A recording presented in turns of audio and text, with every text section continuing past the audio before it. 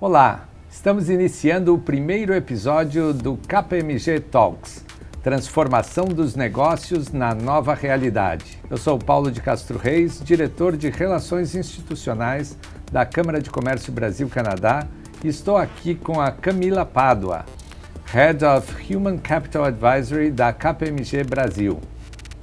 Camila possui mais de 14 anos de experiência em gestão de pessoas, com passagens por startups e multinacionais no Brasil e na Alemanha.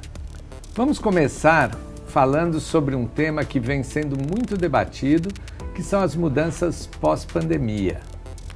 Camila, na sua opinião, quais as principais mudanças no modelo de trabalho que podemos esperar após a pandemia? Paulo, várias.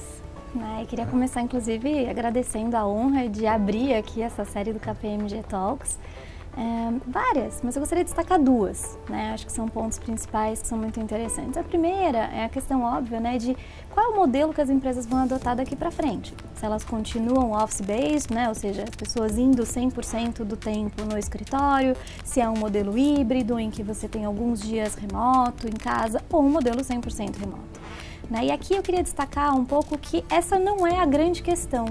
A grande questão que as empresas realmente precisam olhar e perguntar é qual que é o papel do trabalho em casa, porque claramente eu consigo me concentrar muito mais. Então, para atividades analíticas, é muito importante essa concentração, isso é muito importante. Agora, quando a gente está falando de conexão, criatividade, inovação, troca, aprendizado, cultura, ainda é imbatível, de fato, essa presença.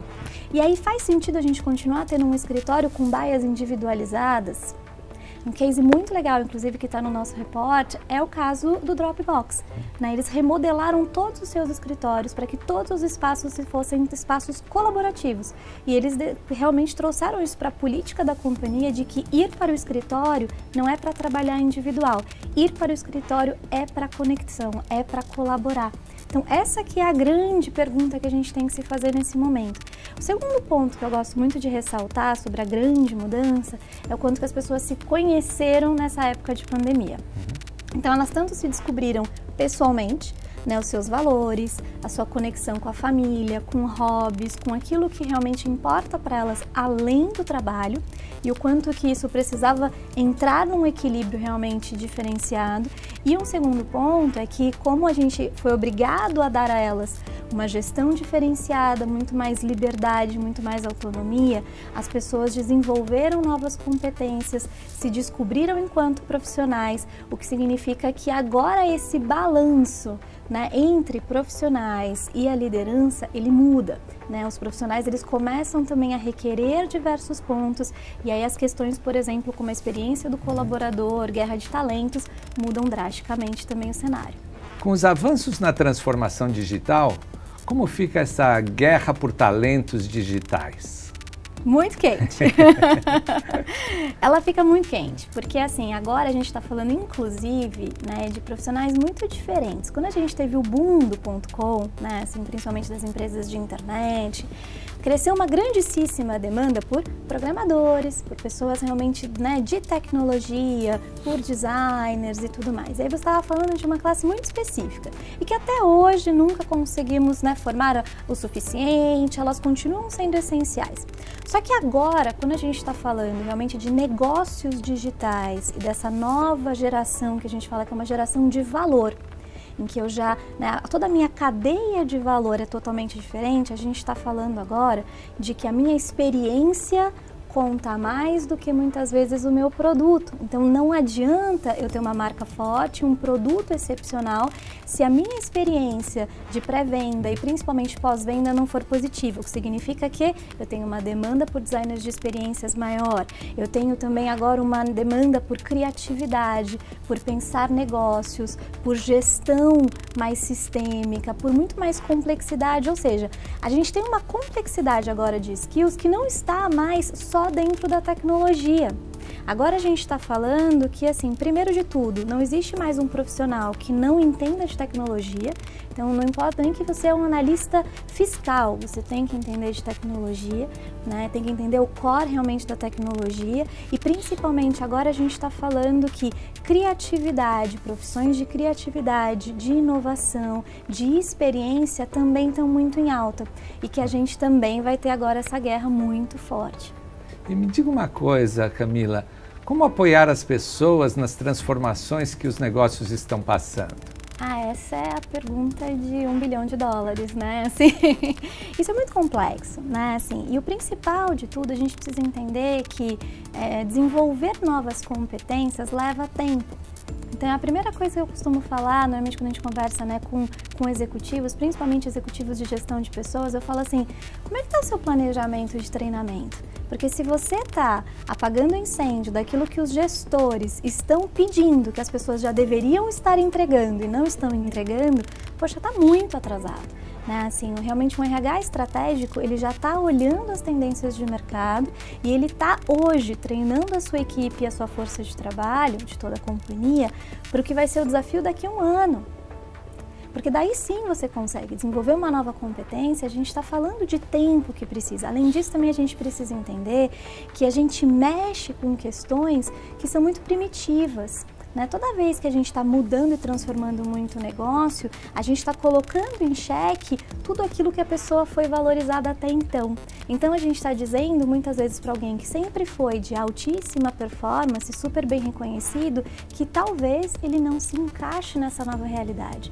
Então fazer uma boa gestão da mudança, entendendo quais são esses mecanismos de defesa das pessoas, e aqui, gente, não é desenhar novos processos, comunicar, mas é realmente abrir esses fóruns de debate para realmente acolher esses sentimentos, né? Essas dificuldades, esses receios que muitas vezes não são nem conscientes.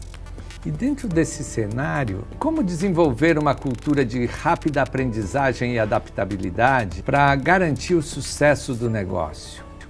Eu gosto muito, Paulo, da teoria da Amy Edmondson. Ela fala muito sobre segurança psicológica. Né? E aqui, somente quando a gente está falando em tempos, né, em que saúde mental é uma questão muito importante, a gente não está falando sobre fragilidade ou tratar as pessoas, definitivamente não. Segurança psicológica é justamente criar um ambiente de curiosidade, onde as pessoas elas se sentem totalmente seguras para perguntar, para tirar dúvidas, para propor, sem que o que elas digam, elas tenham receio de que vão ser vistas como assim, nossa, você não é o profissional assim tão sênior e qualificado que eu imaginava. Não, é uma pergunta, é uma dúvida, é uma colocação, é um experimentar. Esse é o principal para a gente conseguir falar em aceleração de aprendizagem.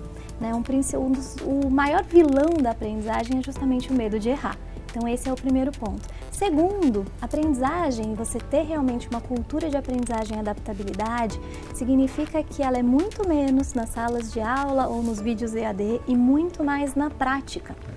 Porque qual que é o grande problema? Né? A gente coloca lá as pessoas para um treinamento, primeiro que a teoria é muito bonita, você acha que você entendeu tudo, na hora que você vai para a prática é muito difícil, e o que mais acontece é, você quer fazer uma coisa diferente e a gestão muitas vezes vira e fala assim, legal, mas hoje a gente está com um prazo muito apertado para essa entrega, então vamos fazer o seguinte, na próxima oportunidade a gente faz do jeito novo, vamos fazer do jeito antigo para a gente garantir que a gente vai entregar.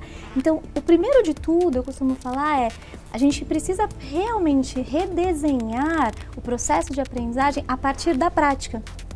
Então, não é chegar muitas vezes, né, e ver assim, tá bom, qual é o treinamento que eu preciso para isso? Não, quais são os desafios práticos que a gente vai colocar realmente para o time e principalmente como que eu vou equilibrar essa questão dessa demanda, porque fazer algo novo, aprender algo novo, você vai levar mais tempo. Então, como que eu vou contar e como que eu vou modelar isso dentro da minha equipe que normalmente já está sobrecarregada? Então, são essas questões que a gente precisa realmente trabalhar. Você precisa pensar no seu layer, assim, realmente no fluxo de trabalho e como você mensura a sua equipe pensando nesse colchão de aprendizagem. Ele faz parte do processo de aprendizagem. E esse colchão de aprendizagem, como você falou, está muito ligado ali a desenvolvimento de novas competências, né? Como mapear e entender de que forma as competências da companhia e da equipe afetam o planejamento estratégico? afetam demais, afetam muito. Primeiro que eu costumo falar que assim, as empresas muitas vezes elas querem montar uma equipe de corrida para correr no Autódromo de Interlagos com pessoas que acabaram de tirar a habilitação, né? Então, assim, o que a gente mais faz é isso. A gente faz um planejamento estratégico super agressivo, ambicioso, sem nem mesmo ter a menor ideia das competências que a gente tem dentro da equipe. E hoje a gente tem diversas plataformas, você já tem realmente diversos assessments muito interessantes e importantes, mas o principal deles é realmente fazer isso de uma forma estratégica. Então, a partir dos meus desafios de negócio, como que eu traduzo de fato isso para quais são essas competências que as pessoas precisam ter, em que nível, como que eu faço esse diagnóstico, fazer tudo isso, aí sim voltar para um planejamento estratégico, ou seja, para aquele momento de planejamento estratégico e entender com o que eu tenho hoje, né, dentro da minha força de trabalho, o que é o melhor que a gente pode fazer, porque muitas vezes a gente faz planos ambiciosos, como também, eu ouso dizer que muito mais a gente faz planos pouco ambiciosos. A gente percebe muito mais na equipe ela se sentindo pouco desafiada e muitas vezes assim chateada e até entediada com o trabalho do que muito realmente desafiada. Então é muito importante ter esse diagnóstico e levar essas informações para um planejamento estratégico de fato importante. Só que isso não é de fato a parte mais desafiadora, Paulo. Eu vou te dizer que o que as empresas realmente estão vivendo hoje, e isso sim, aí a gente está falando de você ter uma gestão estratégica de pessoas, é como além de eu saber as competências que as pessoas têm hoje, também mapear o potencial que elas têm. Porque a gente está falando de negócios fazendo coisas que eles nunca fizeram, pessoas fazendo coisas que eles nunca fizeram, isso é inovar. É fazer o que você nunca fez. Então eu preciso, além de entender quais são as competências já muito bem instaladas, é entender o potencial e desenvolvê-lo também e levar isso em conta no planejamento estratégico.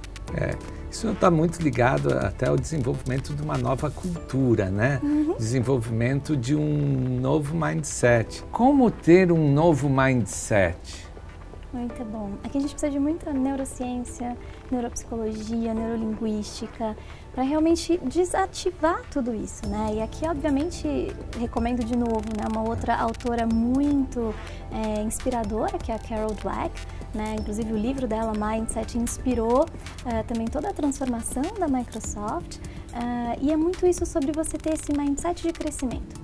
Então acho que o primeiro passo, de novo a gente volta inclusive nessa questão do erro e como que a gente lida com isso, é entender de fato que quando eu não acerto, é simplesmente eu descobrir uma nova forma de não fazer, né? Ou seja, é continuar tentando, é trazer isso dentro da cultura de fato, de que o mais importante é a gente também aprender com os nossos acertos, aprender com as nossas tentativas, aprender com os nossos erros. Então ter esse mindset de crescimento é muito importante, mas aqui também, quando a gente está falando de ter um olhar realmente estratégico para fazer essa gestão, a gente também está falando de olhar de novo os desafios do negócio e também traduzir quais são esses mindsets. E aí, com metodologia, ajudar as pessoas a fazer esses novos caminhos neurais, essas novas conexões e, de fato, destravarem esse novo mindset. Legal. Camila, super obrigado. Acho que foi inspirador. Começamos bem aqui a nossa websérie. Então, queria agradecer aqui você compartilhar essas ideias conosco. E com isso encerramos esse nosso bate-papo e o primeiro episódio da KPMG Talks websérie. Acompanhem todos os episódios nas páginas de YouTube da KPMG e da CCBC, Câmara de Comércio Brasil-Canadá. Obrigado.